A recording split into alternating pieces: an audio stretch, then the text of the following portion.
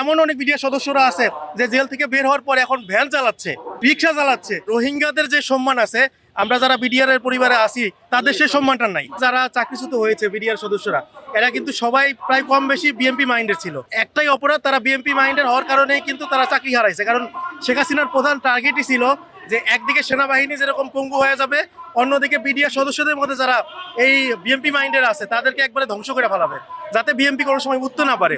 এই কারণে তারা টার্গেট করে অর্থাৎ ঢাকার বাইরে যারা ছিল সেখানে কিন্তু কিচ্ছু হয় নাই। যেমন আমরা বলতে পারি যে ঢাকার বাইরে যে জেলাগুলোতে ঘটনা কিচ্ছু ঘটে নাই, কিন্তু ওইখানে প্রত্যেকটা জেলাতে প্রায় 30 থেকে 40 জন, অর্থাৎ একটা ক্যাম্পে যারা বিএনপি মাইন্ড বা বিএনপির মতো ছিল তারা সবাইকে ওখান থেকে সরাই দেওয়া হয়েছে। আর একটা কথা আমি যেটা বলি সেটা হচ্ছে যে বাংলাদেশ তো রোহিঙ্গাদের আশ্রয় দিয়েছে। এখন আমরা যে অবস্থায় আছি, যে রোহিঙ্গাদের যে সম্মান আছে, আমরা যারা বিডিআর এর পরিবারে আছি তাদের সেই সম্মানটা নাই। কারণ কি, যে রোহিঙ্গাদের কথাটাও মানুষ শোনে, কিন্তু আমরা যারা পরিবারের সদস্যরা আছি তাদের দুঃখটা কেউ শোনে না। শুধুমাত্র আমাদের যারা বিডিআর সদস্য এরাই আমাদের আবেগটা বুঝতে পারে। কারণ আমাদের এমনও অনেক পরিবার আছে যারা খায় না খায়া সংসার চালাইছে। একবেলা খাওয়ার মতো টাকা মানুষ পরিবারের কাছে ছিল না। কারণ একটা পরিবারে উপার্জন ক্ষমতা ব্যক্তি কে?